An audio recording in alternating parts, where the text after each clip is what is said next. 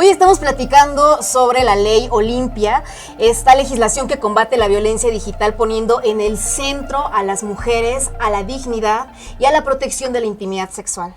Estoy con Olimpia Coral Melo, la fundadora del Frente Nacional para la Sororidad, que además de iniciar esta lucha, es la mujer que ha logrado colocar en la agenda política nacional y de 13 entidades esta reforma, que son entidades en donde se ha aprobado, además de que en todo el país se habla ya de esta iniciativa. Y estoy también con Verónica Isu, que es activista, igual del Frente Nacional para la Sororidad.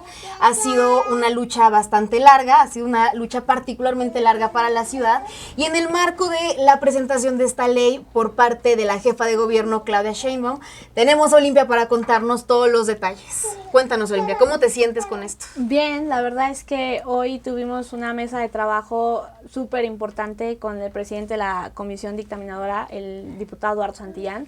Pues es un antes y un después. O sea, sí lo vemos todas, desde la manera en que hoy se visibiliza principalmente los 57 casos que le enseñamos a la jefa de gobierno de mujeres que desde el 16 de mayo hasta el 31 de octubre, mientras no hay legislación en Ciudad de México, hay 57 casos más. La última semana del 31 de octubre a la fecha suman 3 más. Entonces, pues le dábamos a demostrar cómo pues en otros estados habíamos podido incidir, hacer equipo, y que sentíamos que en Ciudad de México de repente estaban estas trabas. Entonces fue súper sencilla, como que hubo mucho tiempo, no sé, mis compañeras también lo pueden decir, pero como que hubo mucho tiempo, mucha sensibilidad, y creo que uno de los mensajes que a nosotras nos quedó muy muy claro de la jefa de gobierno fue: primero las víctimas, o sea, vamos a estar del lado de las víctimas. Entonces, escuchar eso de una primera mandataria del Poder Ejecutivo es muy importante para nosotras, porque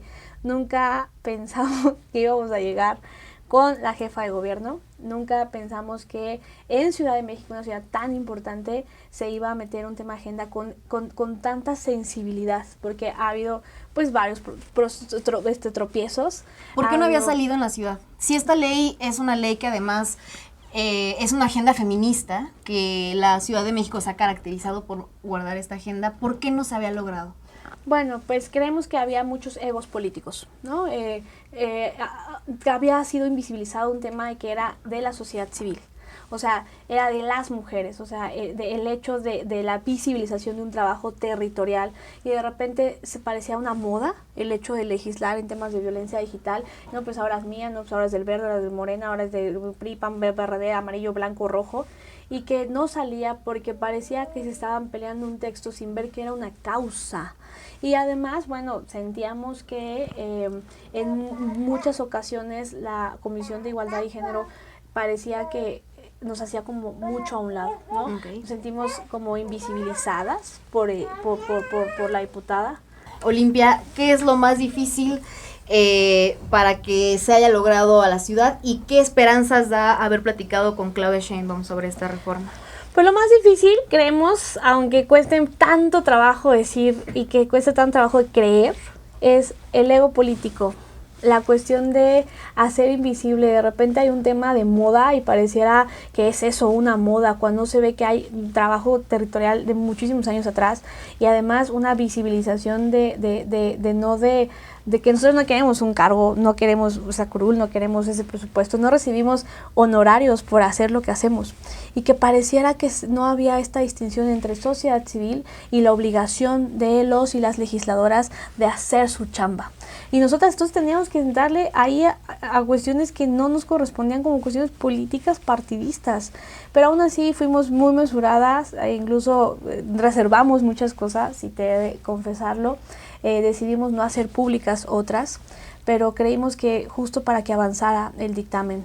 Salió un dictamen que sentíamos que era una pena muy menor, que el trabajo comunitario no es una opción para un agresor sexual, que no hay diferentes cuestiones técnicas sobre violencia digital y otro tipo de violencia como la mediática, ya que ambas son tan importantes, imprescindibles en la ley de acceso, que son materias diferentes. Entonces, esas manifestaciones habían inhibido este proceso de una dictaminación, más la invisibilización, más el que no existían ahí los nombres no tangibles, pero sí simbólicos de las víctimas. Okay. Entonces, a raíz de que pues la jefa de gobierno, pues le mandamos muchas solicitudes, varios oficios, y pues para nosotros también fue de súper sorpresa que sí nos diga, bueno, vengan a una audiencia, que se ha dedicado todo el tiempo a escucharnos, y que ella haya dicho, bueno, pues si el Congreso no quiere subir una reforma tan importante y visibilizar a las víctimas, lo voy a hacer yo.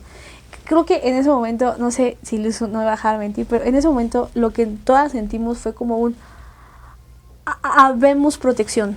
Okay. O sea, sí sentimos como de, ok, porque había incluso compañeras que un día antes no habían podido como dormir porque no sabíamos cómo se tomaba esto, no tenemos experiencia en esas situaciones. Y obviamente el ir a decirle a la jefa de gobierno de la Ciudad de México, de la ciudad tan importante, cómo nos sentíamos, pues después de estas cuestiones de altas y bajas con las activistas, con el feminismo en Ciudad de México, sí decíamos, pues no sabemos si vamos a tener represalias, sí, claro. No sabemos si después de decirle con nombre y seña lo que vivíamos, lo que sentíamos, de cuántas cuestiones políticas con eso que no son nuestra obligación, que no nos responsabilizamos de ella, pero claro que no encontramos eso, y que el momento en que Claudia, la jefa de gobierno, Claudia Sheinbaum, ha dicho, no, a ver, siempre vamos a estar del lado de las víctimas, siéntanse con confianza, y además haya sido un diálogo solo con nosotras, eso desde ahí para nosotras fue nos está dando la importancia que creo merecemos. Y después nos dimos cuenta que era el tema de una sola persona, que ni la procuradora, ni la secretaria, ni la misma jefa de gobierno tenían un conocimiento de una situación en la que nosotras sentíamos que no avanzaba. Entonces, el momento en que ella conoce el tema a profundidad, se empapa, tenía todos los estudios de todas las reformas, tenía como que sentimos que hizo su chamba, o sea, se puso como a investigar, a estudiar, sí, a estudiar, tenía una ficha técnica. A mí la verdad sí me sorprendió mucho porque dije, ¿hasta dónde podemos incidir la sociedad civil, las mujeres, para poner como a chambear a los mandatarios, a las mandatarias? Y a la jefa de la ciudad más importante. Verónica, ¿cómo te has sentido desde el activismo de que el gobierno les haya abierto las puertas así como las abrió? Que además, pues cabe recalcar que la jefa de gobierno, desde que se dieron las manifestaciones feministas, quiso dar apertura a mesas de trabajo sobre muchos temas, tanto violencia sexual, feminicidios. ¿Para ti qué significa esto?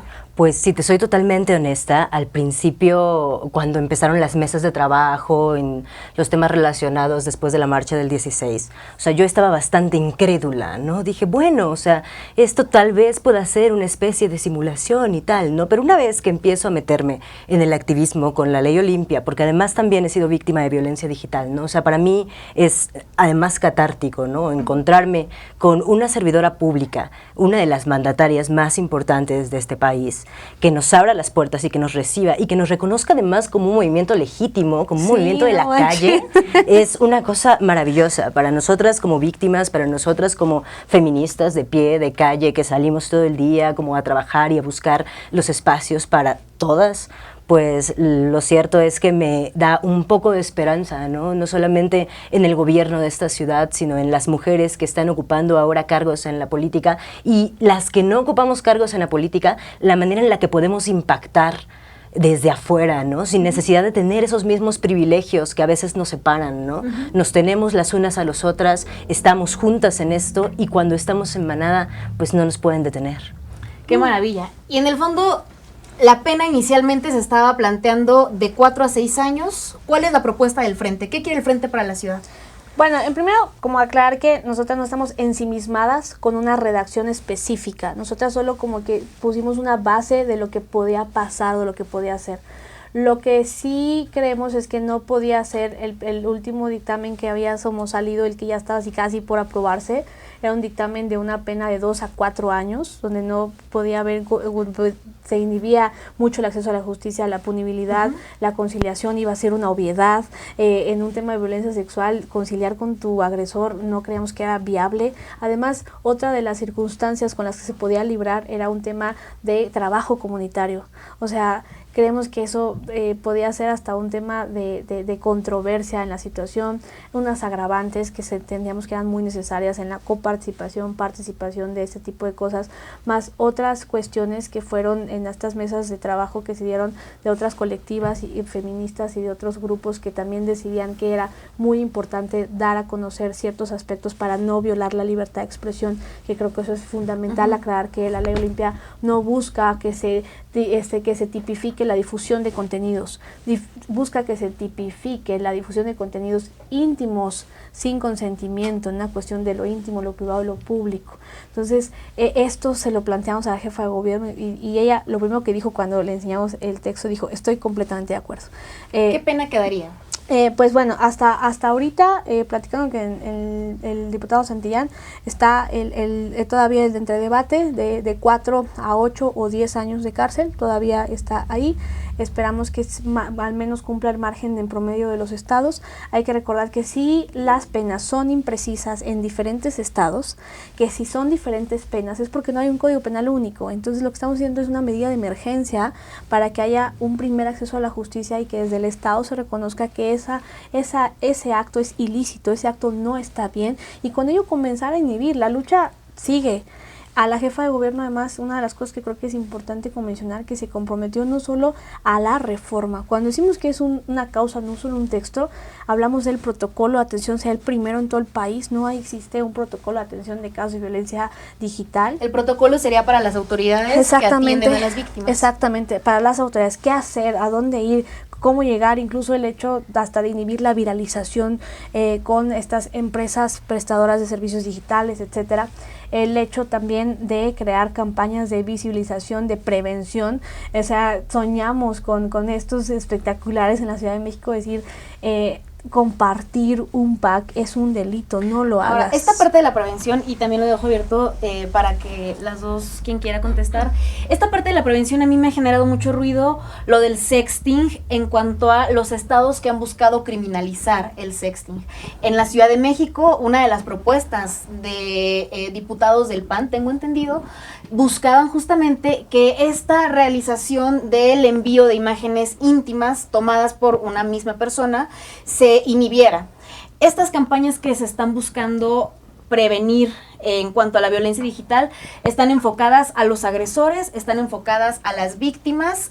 ¿Cuál va a ser la perspectiva? Y esta parte, ¿cuál va a ser el posicionamiento que va a tener el frente en torno al sexting como un derecho sexual? ¿Es un derecho? ¿No es un derecho?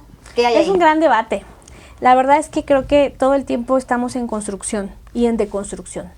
Creo que la reforma la hicimos en la cochera de mi casa, la hicimos en las mesas, la hicimos con la voz de todas. O sea, se ha ido construyendo y se ha ido deconstruyendo.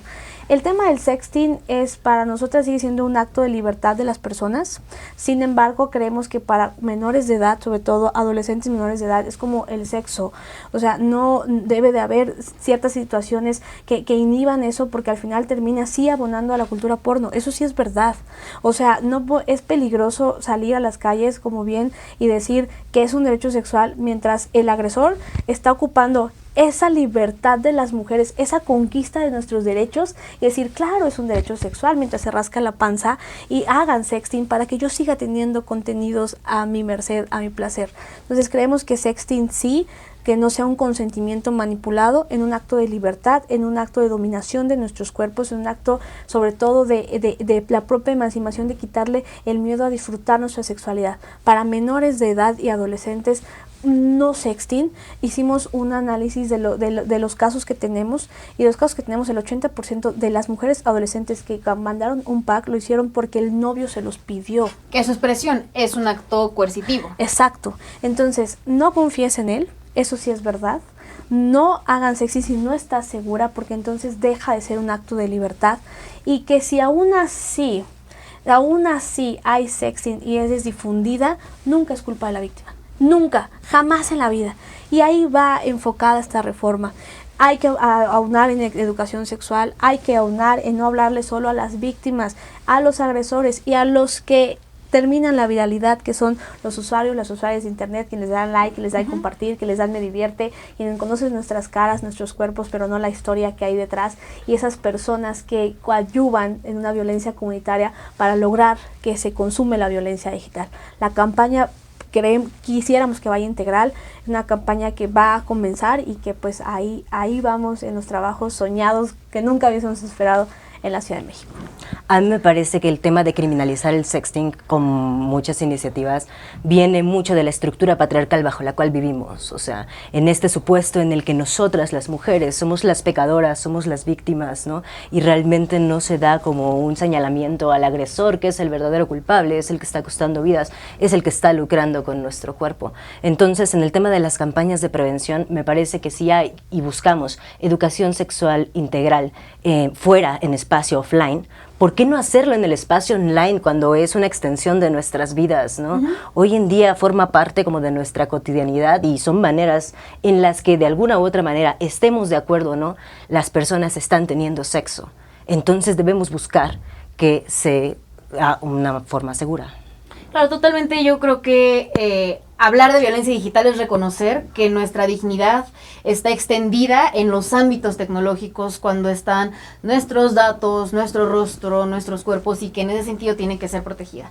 Y ya para cerrar, algo que me parece muy importante después de tantos años que ha implicado esta reforma, ¿qué les parece si hacemos una lista de los que han sido aliados y de los que han obstaculizado estas reformas? Porque lo que sí es muy importante es que conozcamos quiénes son nuestros funcionarios, conozcamos quiénes son nuestras legisladoras, nuestros legisladores, y sepamos de qué lado está cada quien. ¿Quiénes han sido los mejores aliados y quiénes han sido las personas que han obstaculizado esto? Los mejores aliados, José Luis Rodríguez Díaz de León, indiscutiblemente, es súper chido. La diputada Alessandra Rojo de la Vega, que fue la primera diputada que dijo, vale, yo sí, aunque no les hagan mucho caso por ahí, yo sí voy con ustedes, y se la ha rifado con nosotras. Creemos también que pues aliados así chidos, incluso han sido la misma presidenta del Congreso, el presidente de la Jucopo, incluso los presidentes de los grupos parlamentarios, de todos, han sido, hoy los fuimos a visitar y todos se sacaron la foto, estuvieron hablando, les hablamos de que no era solo una reforma, era una causa, y que era de las mujeres, no de los partidos, no es un triunfo de los partidos y que estrellita política y sí, vamos a trabajar por las mujeres y te pongo mi listoncito verde, no, es una causa real y hay que fregarle. Y creo que ya se me fue. ¿Quiénes han obstaculizado esta causa? Pues lo cierto es que sorprendentemente hemos recibido bastante violencia por parte de la Comisión de Igualdad de Género del Congreso de la Ciudad de México. No de la comisión. Exacto. No de la comisión, especialmente de la presidenta Paula Soto. La verdad es que resulta un tema bastante escabroso, porque uno pensaría que en esos funcionarios públicos, especialmente mujeres en esos cargos, pues dejarían de lado ciertos egos políticos, ¿no? Y abonarían a la causa con las mujeres, con las víctimas. Bien pudo y tuvo la oportunidad de ser aliada, sin embargo, en muchas ocasiones nos sentimos incluso violentadas por ciertas formas en las que buscó invisibilizar la lucha. O al menos esa fue la percepción de nosotras como víctimas. Aunque creemos que a partir del hecho de que hayamos, porque además no solamente es la jefa de gobierno Claudia Sheinbaum, juntamos más de 25,000 firmas en todas estas semanas, salimos a las calles, de las redes a las calles, dimos información, hicimos talleres, hicimos conferencias, o sea, hicimos mucho trabajo territorial, y no nada más viene el respaldo de visibilizar o a Olimpia, o a Verónica Lizú, o al Frente Nacional para la Sororidad. Cuando decimos que es una causa es porque nosotras también pedimos que se abran estas mesas para todas las otras organizaciones, y que creemos muy importante que se visibilice no un tema de egos o no un tema de protagonismo. Yo se lo decía a las compañeras, cámbienle el nombre si quieren, que no se llame Ley Olimpia. Al final de cuentas, en el código no dice Ley Olimpia, no dice en la Ley de Acceso a Ley Olimpia, se señala un número de un artículo. Decirle Ley Olimpia es solo como visibilizar un tema de resiliencia y no decirles un poco misógino, pero al final ellos deciden si decirles o no. Creemos que cuando fue la Ley Bonilla nadie dijo, ¿por qué se llama Ley Bonilla? Cuando fue para mal, en realidad. O sea, fue vergonzoso el tema de la Ley Bonilla. Cuando fue la Ley Porfirio nadie dijo, ¿por qué se llama Ley Porfirio? Todos los mundo se fueron al texto. Bueno, hasta hoy después sí hay un antes y después, ¿no? Hasta hoy creo que sí tuvimos un debate bien nutrido, que complementó un dictamen, y dijimos, ok, esto sí, esto no, en esto la regamos, porque nosotros somos expertas, es una obviedad que tiene que ser perfectible, pero hasta hoy creo que incluso vimos algunas cosas que se pueden equiparar a otros delitos y dijimos, wow, así está, así debió ser desde un principio, y pues estamos súper esperanzadas a que no nada más sean estos nombres, que a partir de estas circunstancias se aclare, y que por la diputada Paula Soto vea que nosotras no estamos en las mismas condiciones, o sea, nosotras somos sociedad civil y nada, o sea, no queremos más. Sí, claro, ya tiene un privilegio y una autoridad al que accede pues a partir de ser diputada, ¿no? Y no queremos otra cosa, no queremos ni su curul ni nada, ni tampoco es algo personal, porque tampoco queremos acabar con su, pues claro que no, al decirlo es una cuestión nada más de visibilizar también que no hemos sido tampoco las únicas, o sea, ha habido gente dentro del Congreso, mujeres que han sido ofendidas también por esa diputada, ha habido cuestiones en todos lados y creemos que solamente tenemos que cambiar. Si lo hablamos no es por joder, si lo hablamos es porque ojalá esto sirva para cambiar esas cosas y hacer equipo, y yo creo que ya a partir de ahora las circunstancias van a cambiar, o al menos eso esperamos, pero vamos a estar siempre combatientes, porque no vamos a bajar la guardia. Nuestros objetivos son muy diferentes a los objetivos del gobierno, a los objetivos de los congresos, los objetivos son diferentes, y si aún así después de todo no pasara algo que nos sintiera cómodas, seríamos igual capaces de quemarlo todo. Pues muchas gracias, Olimpia, gracias, Verónica. Gracias. ¿Cómo pueden las víctimas hacerse de apoyo? ¿Dónde las pueden encontrar? Bueno, en este momento estamos en una etapa igual de reconstrucción, pedimos igual como disculpas por un tema de que no nos damos abasto, son muchos casos, pero tenemos una línea al 618-272-5352, tenemos también una página www.defensorasdigitales, pero no somos las únicas, también están Luchadoras MX, también está Acoso Online, también está Sandía Digital, Insubordinadas, existen más organizaciones donde se puede denunciar, y hoy directamente a la Secretaría de las Mujeres, que ya estamos ahí el tema para que se vaya la atención psicológica, y pues a partir de, esperamos estos trabajos, pues también desde la misma Procuraduría de la Ciudad de México. El gobierno de la Ciudad de México ha implementado también una vía de denuncia de violencia digital que está disponible en su portal.